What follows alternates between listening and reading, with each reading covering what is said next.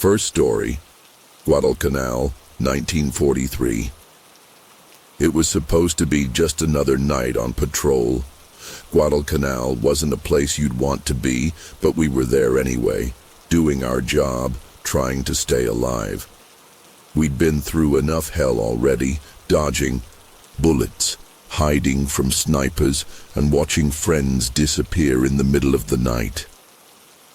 But nothing, absolutely nothing, could have prepared me for what happened that night. It's still hard to even say it out loud. I can't get it out of my head, and I know I never will. I'm not sure if I'm the only one left who remembers, but I'm telling you this because I need someone to know. Someone needs to hear what happened. It's been years, but I still can't explain it. I still don't know what the hell happened to Corporal Stevens. We were moving through the dense jungle just like we'd done hundreds of times before. The kind of darkness that covers everything there. You can't even see your hand in front of your face. You get used to it after a while. The air is thick with humidity, and the sounds of the jungle are deafening. Bugs, the distant call of some animal, the crack of a branch breaking in the distance. But that night, something was different. It wasn't the usual tension. It was worse. Maybe it was the way the jungle felt too quiet, or maybe it was the way the trees seemed to bend in unnatural ways. There was something off in the air, but we couldn't put our fingers on it. Stevens was leading the patrol, a few yards ahead of the rest of us. That was his job. He was the point man. Nothing seemed wrong at first, but when he screamed, when he screamed, everything changed. His voice echoed through the trees like something that didn't belong. We all stopped dead in our tracks, the hairs on the back of my neck standing up. The scream was so loud, so terrified, I swear I could feel it in my bones. It didn't sound like anything a man should be capable of making, and it cut through the heavy jungle noise like a knife. We didn't hesitate. We started running toward the sound, our boots pounding the wet ground, our rifles ready. But when we got there, Jesus Christ, there was nothing. No Stevens, no blood. Nothing but his rifle and his helmet, lying there on the ground like they had been dropped by a man in a hurry. I don't even remember if I felt scared right away. I think I was in shock, just staring at his gear, trying to make sense of what I was seeing. His scream still echoed in my mind, and I kept thinking, he has to be here somewhere. This isn't possible. But he wasn't. He was just gone. We called out for Stevens, shouted his name into the dark, but nothing came back.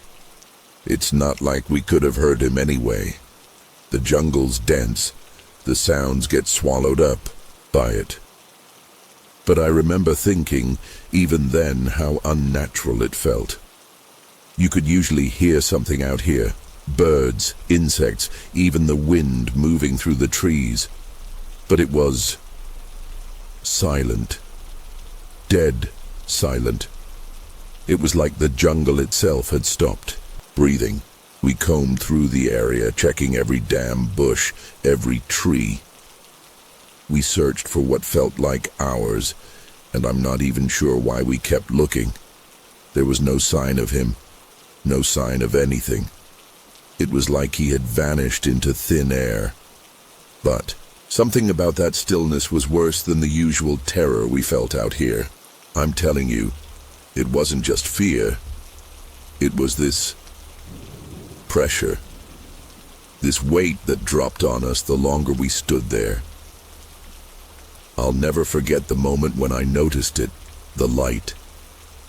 At first I thought I was just seeing things, maybe from exhaustion, maybe the strain of the whole situation messing with my head.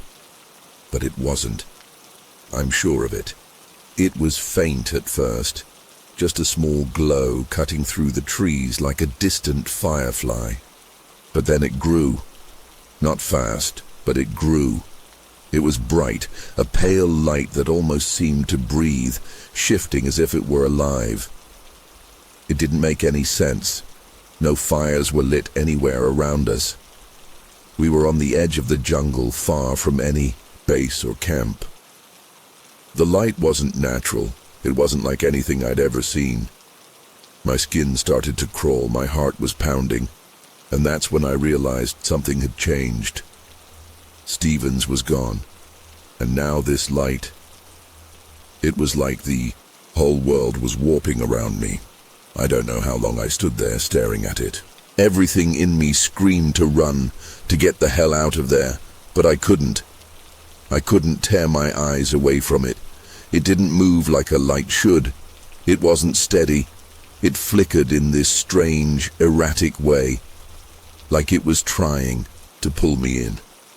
I could feel something pulling at my chest, like invisible hands grabbing at my heart. There was this pressure, like the air itself was becoming too thick to breathe.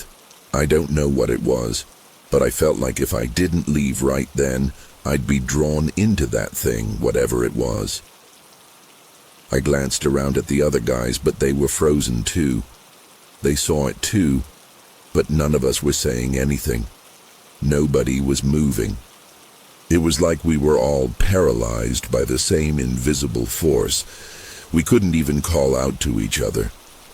I don't even remember making the decision to move, but somehow I found myself walking toward the light. It wasn't like I was consciously doing it. I wasn't even aware of it at first, but my body was moving toward it. My legs felt heavy, like I was trudging through mud, and yet I kept walking. My mind screamed at me to stop, to turn around, but my feet kept moving. I could feel the others following behind me, though I don't know how or why they kept going either. It was as if something else was guiding us, pushing us forward. The air around us felt thick, almost electric, like static before a storm. And it got colder as we walked. The jungle around us had gone completely still. The usual noises, crickets, the rustling of leaves had stopped. It was like we'd stepped into a vacuum, a place where time and nature didn't exist. The only thing that mattered was that light, and we were drawn to it. As we got closer, the light began to pulse.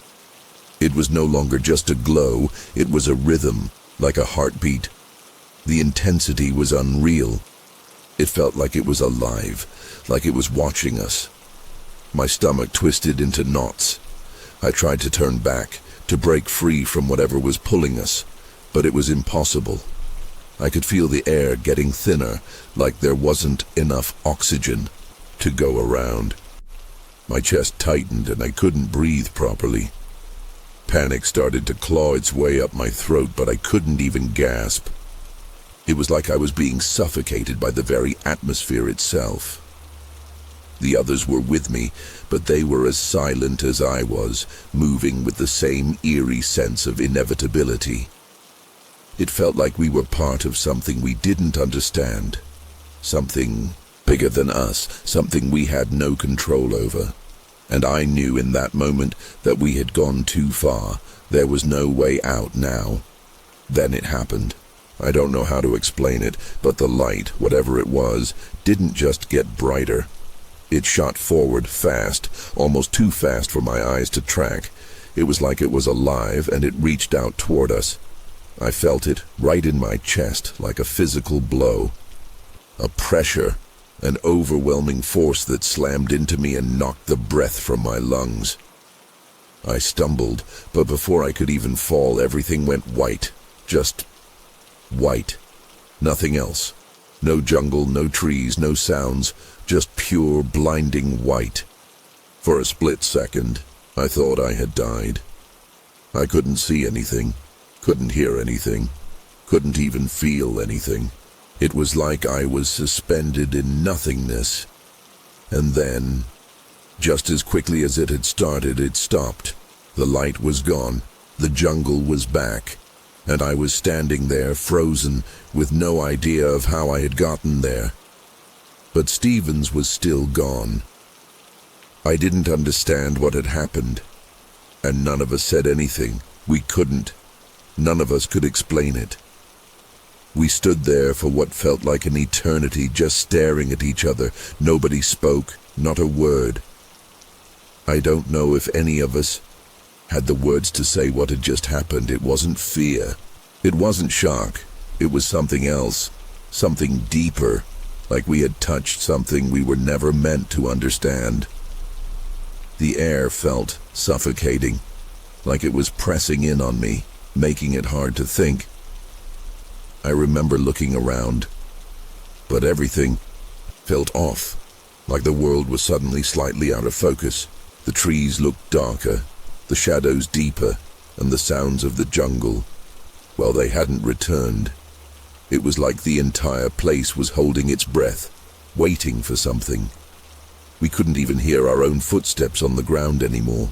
For a moment I thought I was losing my mind, and maybe I was. We didn't talk about it.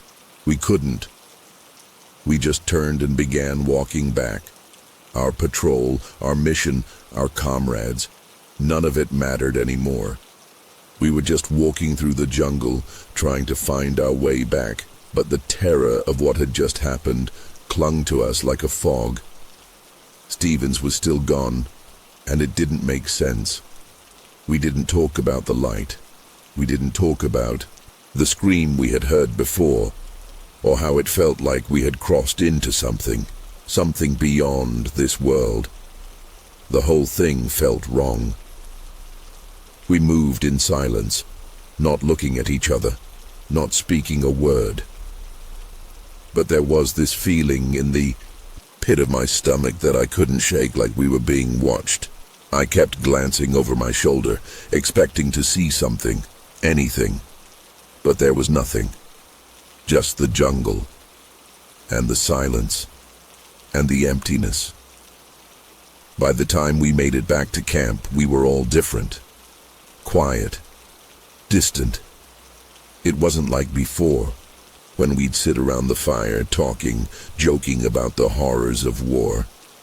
Now, it was like we had all seen something we couldn't explain. We didn't even talk to the officers about Stevens. He was just gone, and we knew that nothing we said would make it any more real. We couldn't explain it. We couldn't even try, and none of us wanted to. I'm not sure how long we stayed out there after that night. Time started to blur. It felt like we were just moving through a haze, like we weren't fully present anymore. The guys I was with, they didn't talk either. They didn't mention the light, and they didn't ask about Stevens. It was as if it had never happened, even though I could still feel it deep in my bones. But Stevens, no body, no trace. He was just gone.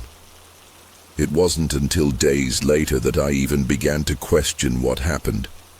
I tried to talk to the others, but every time I brought it up, they shut me down.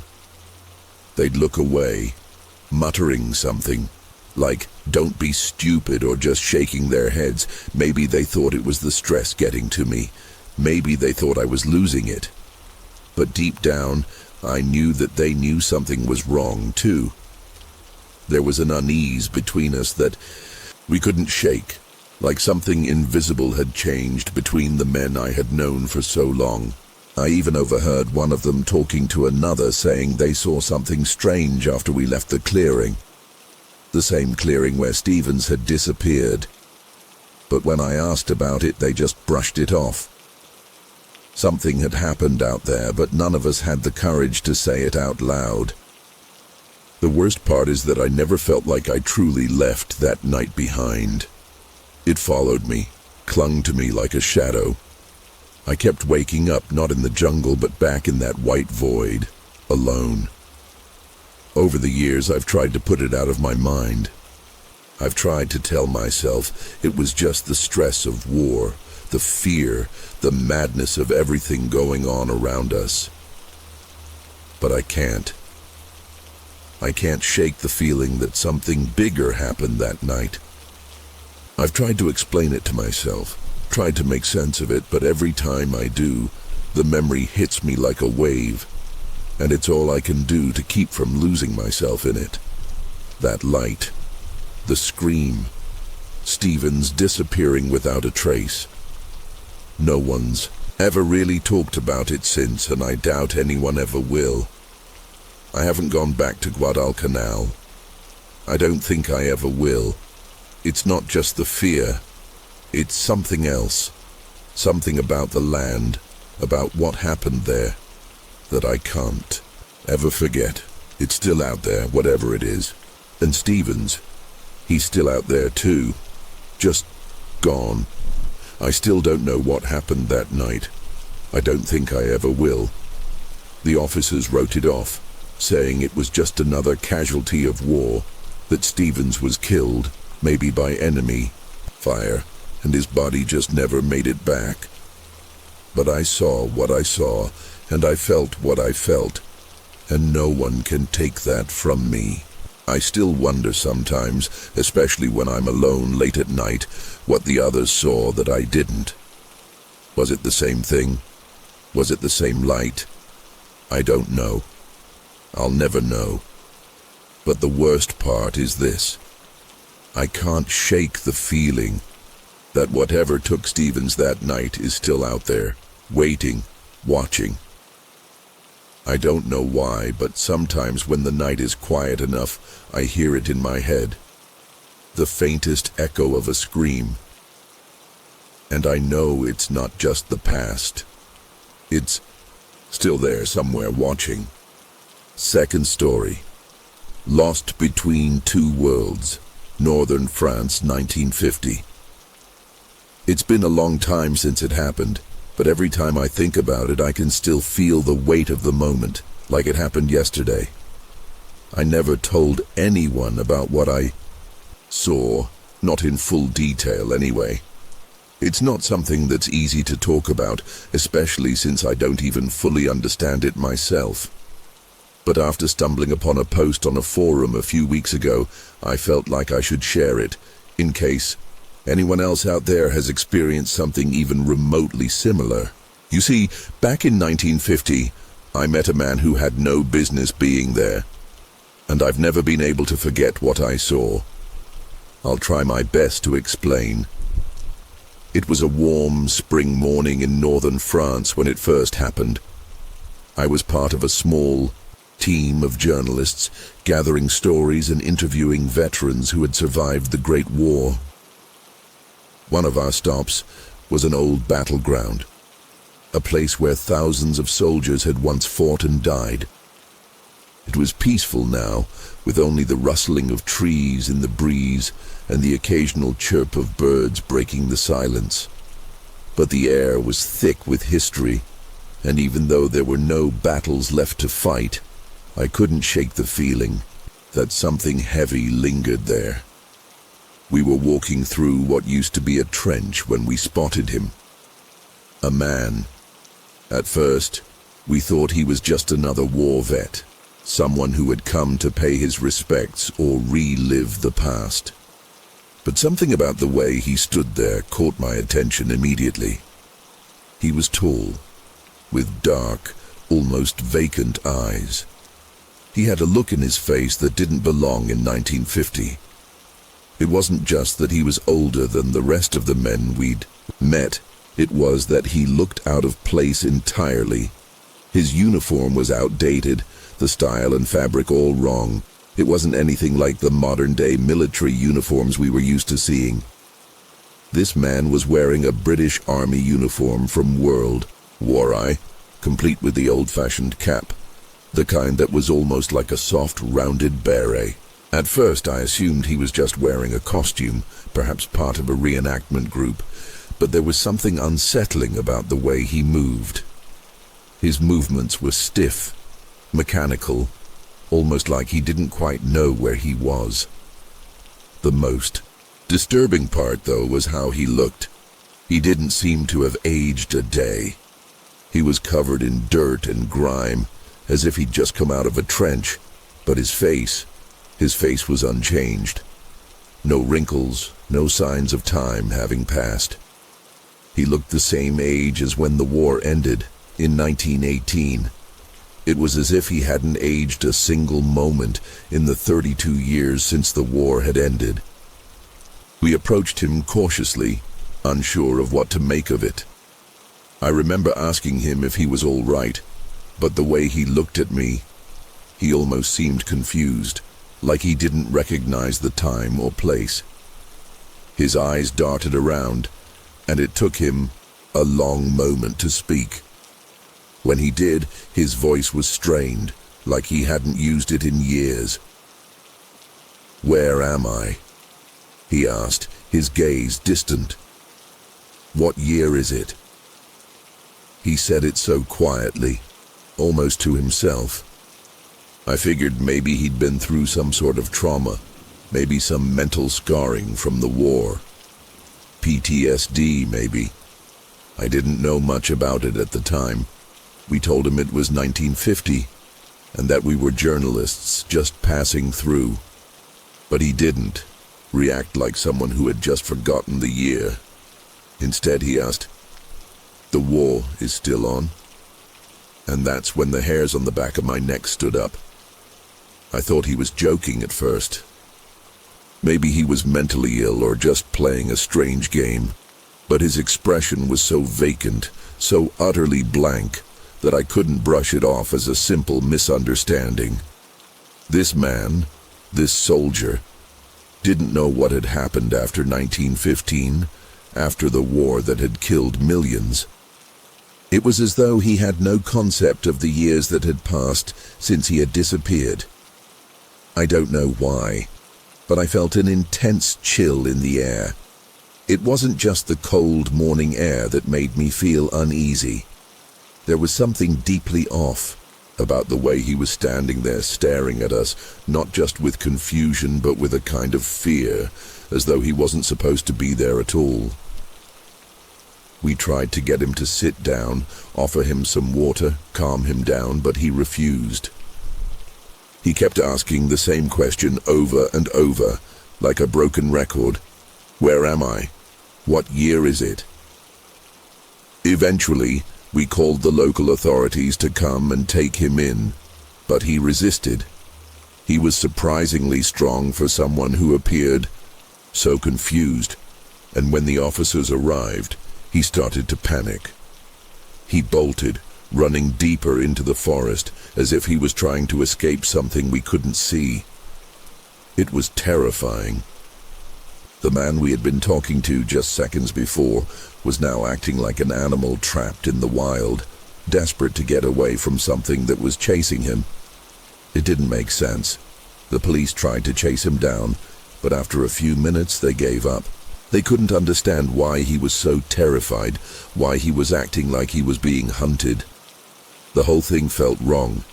It felt like we weren't dealing with the man from 1950 at all. It was like we had just crossed paths with someone who had stepped out of a completely different time. Later that day, we learned something strange, something that still makes my skin crawl. The man had disappeared from the battlefield back in 1915, during a bloody confrontation in the same area. No one had ever been able to explain what happened to him. His name was Sergeant James Fowler, a British soldier who had vanished without a trace. He was officially listed as missing in action after that battle. The thing is, no one had ever found his body. The authorities just assumed he was dead, like so many others.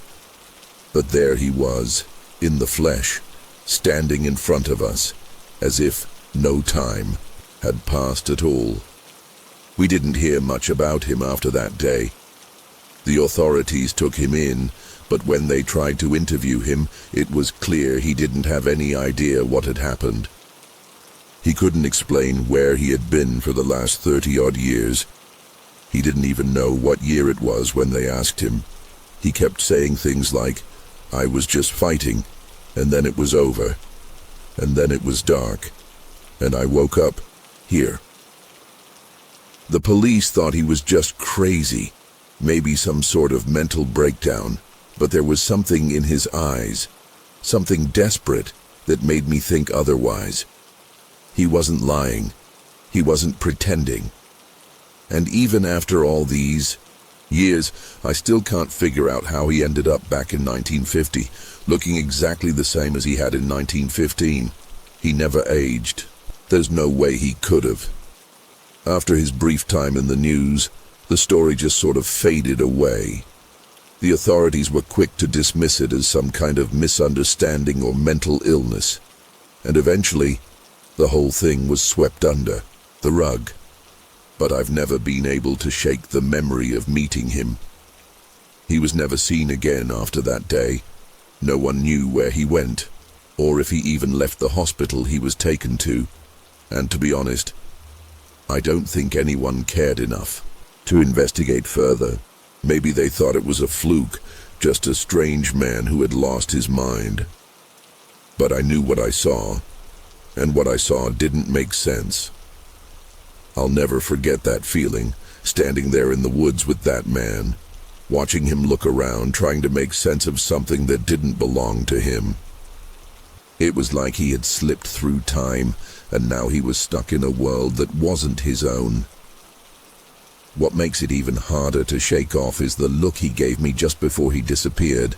It wasn't fear anymore. It wasn't confusion. It was something darker, something I can't fully explain. It was like he knew something I didn't, something I wasn't supposed to know. That look haunted me for weeks. I tried to track down his records, see if there was any trace of him after he disappeared. But every time I looked, the answers became more elusive. He simply didn't exist in any of the military archives after his disappearance in 1915. It was like he was erased from history altogether. No death certificate, no medical records, no sign that Sergeant James Fowler had ever even been a part of the war.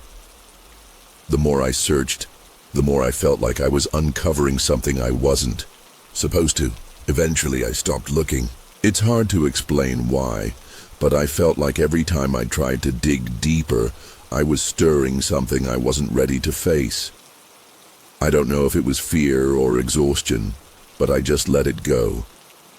I moved on with my life, telling myself that maybe I had misinterpreted things.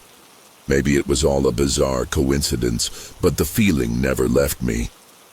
Even now, as I write this, I still remember that feeling in my gut, the sense that I had encountered something unexplainable, something beyond comprehension. The man, the soldier, Sergeant Fowler, whatever he was a fragment of reality that shouldn't have existed, and yet there he was. The last time I thought about it was a few months ago when I came across an article online. It was buried deep in a forum, one of those places where people share strange and unexplainable experiences. I clicked on it, not expecting much, but what I found made my blood run cold. The post was a story almost identical to mine, except it was from someone else, someone in a different part of Europe. The details matched perfectly. The strange soldier, the uniform from the First World War, the confusion, the fear, and most importantly, the exact same year, 1950. They had met him too. They had seen him, unaged, lost in time, a man who had disappeared 35 years earlier, only to reappear in a future he didn't understand. That was the last straw for me. I couldn't ignore it anymore.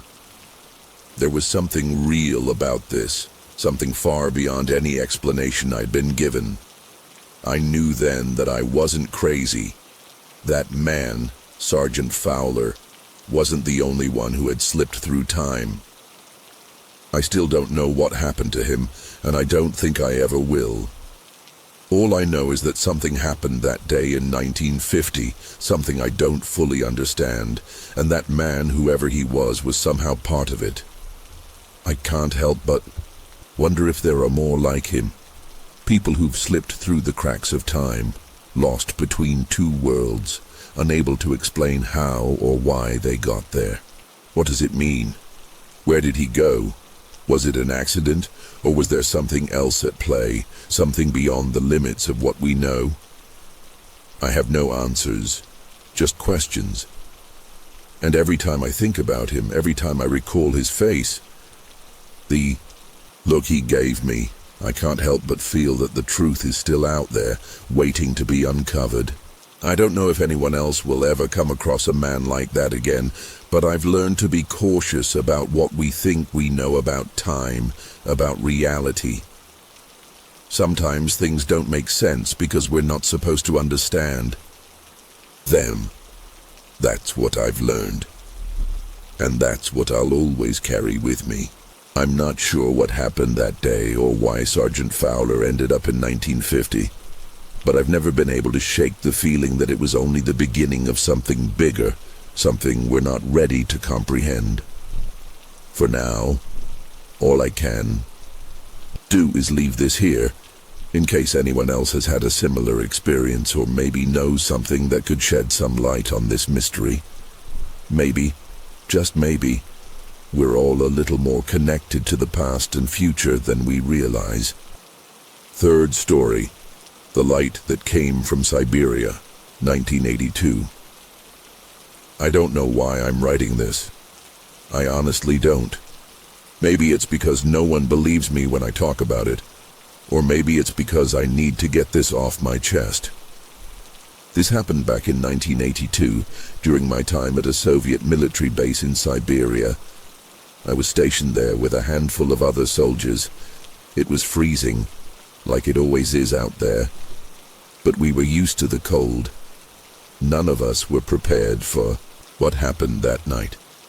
It was supposed to be like any other night. Just another patrol, just another shift. But that evening, everything changed. I can still remember the sound of the wind whistling through the trees, the smell of the frozen earth beneath my boots. But that night, there was something else. Something in the air. A tension I couldn't quite put my finger on. I remember looking up, noticing how the sky was so clear, like the stars were staring down at us too. That's when I saw it. A light. At first, I thought it was a plane, but it was too big, too bright. The shape was wrong. It didn't fit. It hovered over our base for what felt like an eternity, but I don't know how long it really was. It was this brilliant sphere, almost blinding. The kind of light that made everything else around it look pitch black.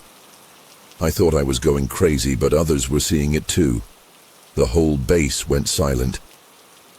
We were ordered to keep our distance, and I swear we all felt like we were being watched. The weird thing was, the light didn't move. It just stayed there, hanging over the base like it was studying us. The air around us felt thick, heavy. My skin was crawling, and I had this deep, gnawing feeling in my gut that something terrible was about to happen. I wasn't the only one who felt it. Everyone was on edge. Some of the guys tried to take their guns, but they were frozen in their hands, like they couldn't move. And then, in the blink of an eye, everything went black. I don't know how long we were out. It felt like seconds, but when I woke up, I was on the ground, surrounded by the others. Everyone was disoriented, groggy. Some of the guys couldn't even remember how they ended up on the ground. I felt off, like something wasn't right.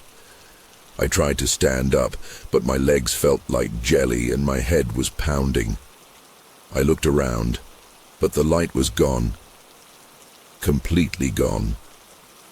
The base was still there, but everything felt wrong, like the world was out of sync. I don't know how else to explain it. We were all taken inside for questioning. but none of us could explain what had happened.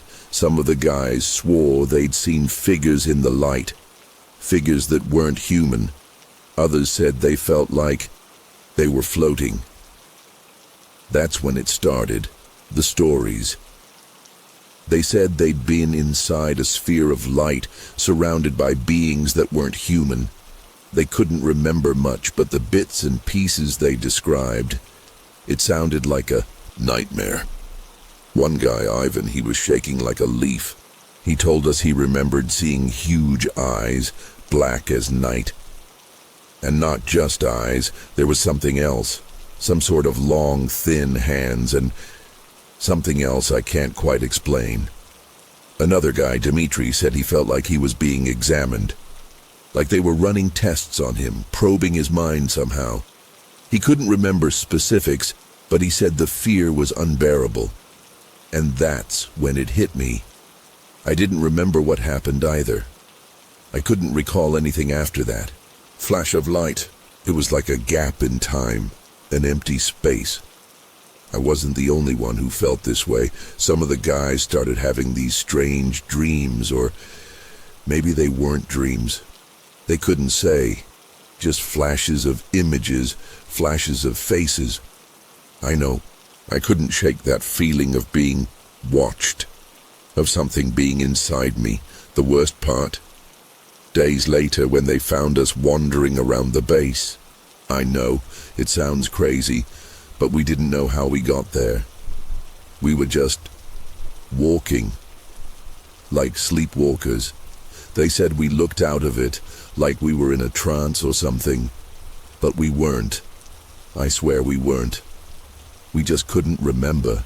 It's like we all snapped out of something, and once we did, the confusion hit us all at once. We were disoriented, groggy, and scared of something we couldn't even explain. I remember one of the guys, Petrov, he had this wild look in his eyes, like he was seeing something none of us could see. When they questioned him, he said he'd been in a room, a small room, and that the walls were moving. He said they were breathing. The worst part, he started drawing what he saw, these weird symbols, jagged lines and shapes that none of us could recognize. The way he drew them, his hand shaking, it was like he was reliving the whole thing all over again. But when we looked at his drawings, we all felt that same unease, like something was watching us. Petrov ended up getting sent to a psychiatric hospital, but none of us were the same after that. Over the next few days, we started to notice other things. Small things at first, stuff we couldn't quite put our finger on. I started hearing strange noises at night, low hums, like something was vibrating just outside of our hearing range. Sometimes I'd catch glimpses of movement in the corners of my vision, just quick flashes, like something was darting out of sight as soon as I looked. I thought I was losing my mind, but I wasn't the only one. Some of the others started, complaining about the same things. And then there were the dreams. They weren't just dreams, at least I don't think they were. It was like I was seeing things, feeling things that weren't real. Images of the base, but twisted, like they were from a different world. The sky was all wrong. The trees bent in unnatural angles. And in every dream, there was this thing. I could never make out its face, but it was there. Always there, watching. I felt like I couldn't move, like I was stuck in place, and that thing was closing in on me. Every night, I woke up in a cold sweat, heart pounding. Some of the others had the same dreams. Some of them didn't even wake up. They said they couldn't remember their dreams, but I know they were lying. They just didn't want to talk about it. They were scared too. It didn't take long for the higher-ups to get involved. They wanted to shut everything down, cover it all up. They told us to keep quiet, that we weren't allowed to talk about what happened. I'm pretty sure they knew more than they were letting on. They put us all under intense scrutiny, like we were being tested, examined. It was like they were waiting for something to happen, something they expected. But none of us could explain what had happened. We were all on edge. Even the ones who didn't seem to be affected started acting different, quiet, distant, like they were waiting for something that was coming. We weren't allowed to leave the base, and we couldn't talk to anyone from the outside. But the worst part wasn't even the fear, it was what came next. A few of the guys started disappearing. They didn't leave. They didn't say anything. One day they were there, and the next they were just gone. No trace, no signs of struggle. It was like they had just walked off the face of the earth. It wasn't until later that we found out that the guys who had gone missing were the ones who'd been the most affected by the incident. The ones who had the weirdest stories, the most vivid memories of that sphere of light. Some of them were found days later, wandering the wilderness, disoriented, unable to remember anything from the time they disappeared.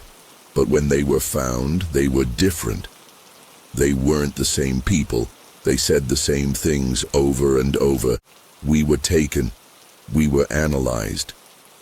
I don't know how to explain it. I don't know if I believe them, but I felt it too. I felt like something was inside me. Something that wasn't supposed to be there. And I couldn't shake it. The weirdest part? After they found the others, everything just stopped. Like the whole thing never happened. No more strange lights. No more weird dreams. It was like it all vanished. Like it was erased from time. We went back to our regular routines, trying to act like nothing had changed. But nothing felt the same.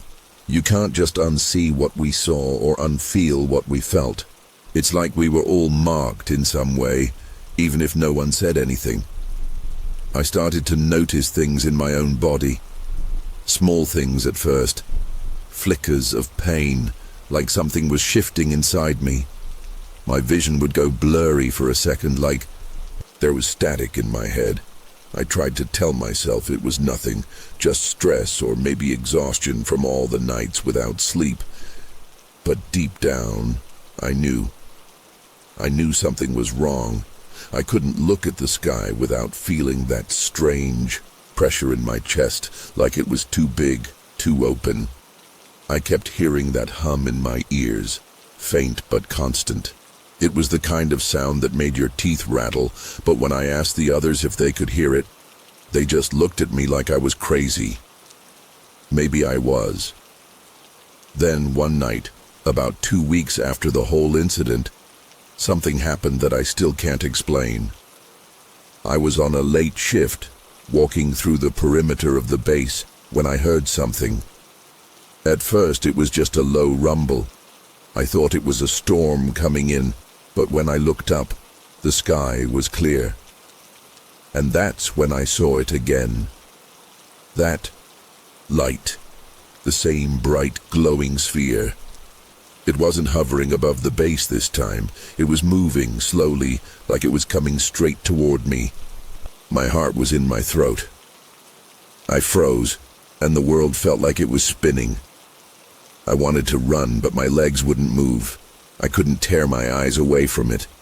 The air around me felt thick again, like before, like it was pressing in on me. I tried to scream, but the sound was stuck in my throat. The light was getting closer, and I could feel the ground vibrating beneath my feet. I could hear it now, too. This hum, this low buzzing sound that felt like it was coming from deep within my bones. And just as it reached the edge of the base, it vanished, gone. Just like that. No explosion, no flash.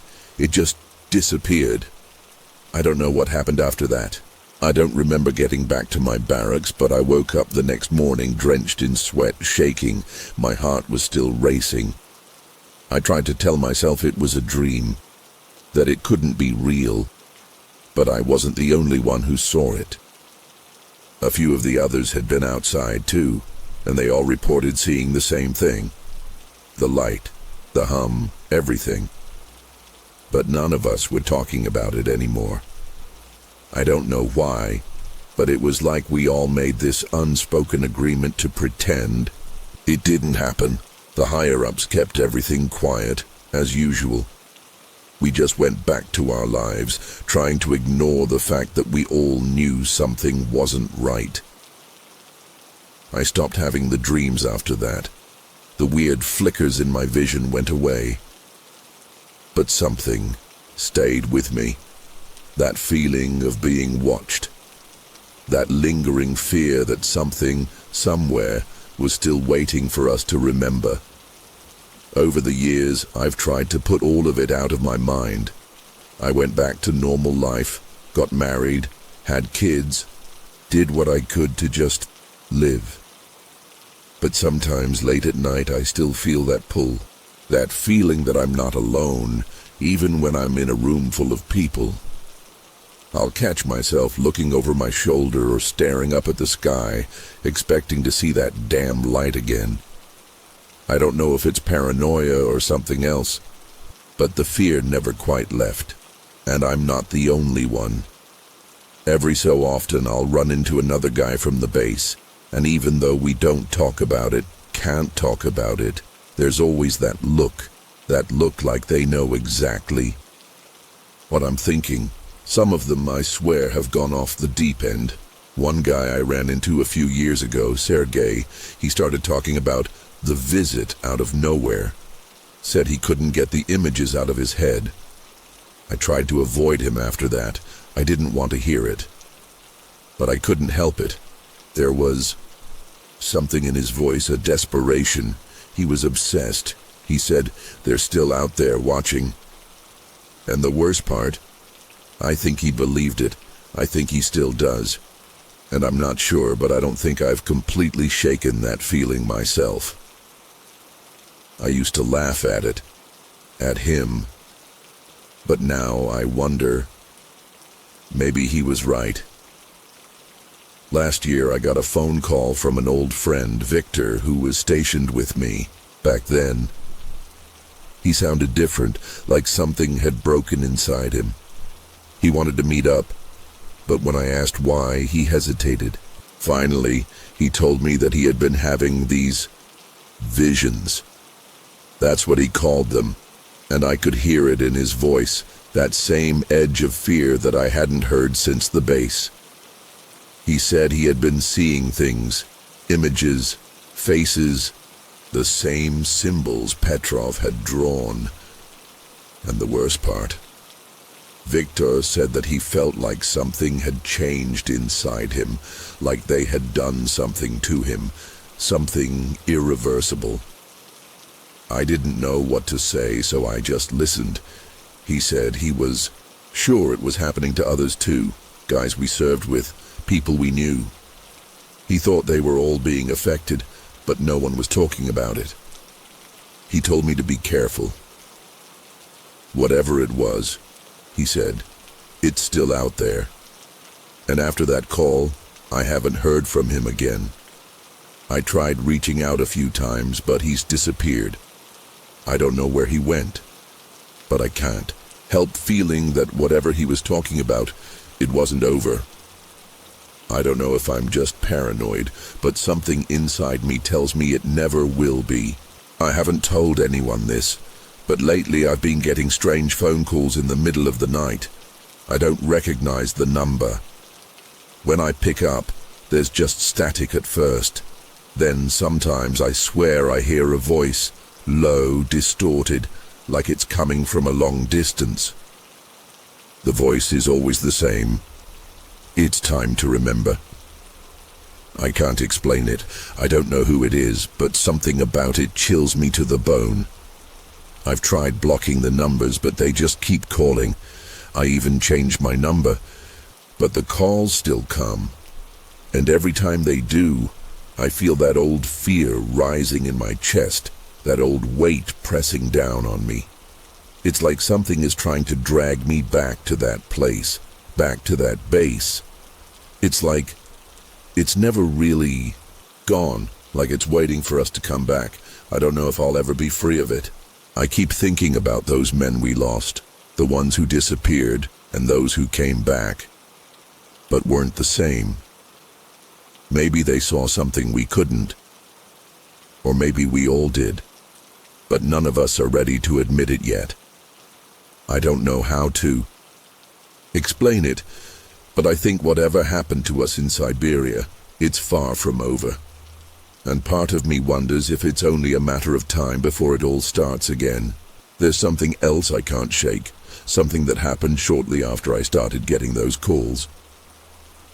I've been trying to ignore it, pretending like it's nothing. But deep down, I know I'm lying to myself. A few nights ago, I was sitting in my living room, just flipping through channels, when the power suddenly cut out. Complete blackout. The whole neighborhood went dark and I just froze. I don't know why, but I knew, deep down in my gut, that this wasn't just a random power failure. It felt too familiar. The same feeling I had that night on the base, when the light hovered above us, making everything feel wrong. I grabbed my flashlight, went outside to check the fuse box. But before I even got to the door, I saw it, the light. It was hovering over my yard just like before. That same brilliant, blinding sphere hanging in the sky, making everything else around it pitch black. I froze again, my heart pounding so hard it felt like it might break through my chest. I couldn't move, I couldn't breathe. I just stared at it, unable to look away. I felt that pressure building in the air, like something was coming, something terrible. And then, just as fast as it appeared, it vanished. Gone. Without a trace. The lights came back on, like nothing had happened. But I knew it wasn't just some coincidence. It wasn't over. Whatever that thing was, whatever we experienced out there in Siberia, it's still out there, and it's still watching. I couldn't sleep that night. I couldn't shake the feeling that it was coming for me, that it was coming for all of us. I've been trying to keep it together, but the fear keeps creeping in. Every time I close my eyes, I feel like something's watching me, like something's waiting for me to remember. The worst part is, I'm scared I'm losing myself. I keep asking myself if I'm really seeing things, if I'm just imagining it all, but deep down, I know I'm not. I don't think I ever imagined any of it. What happened to us in that base, what we experienced, it was real. And whatever it was, it left a mark on all of us. I've tried to bury it, tried to live my life, but it's like it's always lurking in the background, waiting for the right moment to remind me, to pull me back into it. I'm telling you all this because I don't know who else to turn to. I don't know if anyone else is going through this, but I know I'm not the only one who was there. I know we're all still carrying something from that night, something that will never let us forget. The worst part, I think it's not over. I don't think it ever will be. It's been years since that night, and I still don't know how to make sense of any of it. I still don't know what happened to us on that base in Siberia. I don't know what that light was, what those beings were, or why any of it happened. But I do know this. Whatever it was, it's still out there. It's still watching. It's still waiting. And I don't know if we'll ever be free of it. There's no peace in this. There's no closure. It's like we're stuck in some kind of loop, and I don't know how to break it. I keep hoping that one day I'll wake up and it'll all just be a bad dream. But I don't think it will be. If you've read this far, I just want you to know what happened to us was real. If you ever find yourself in a place where you're alone, where the sky feels too big or the air feels too thick, don't look up. Don't look up at the light. Because once you see it, you might not be able to forget. I don't know if I'll ever be the same, and I don't know if any of us ever will.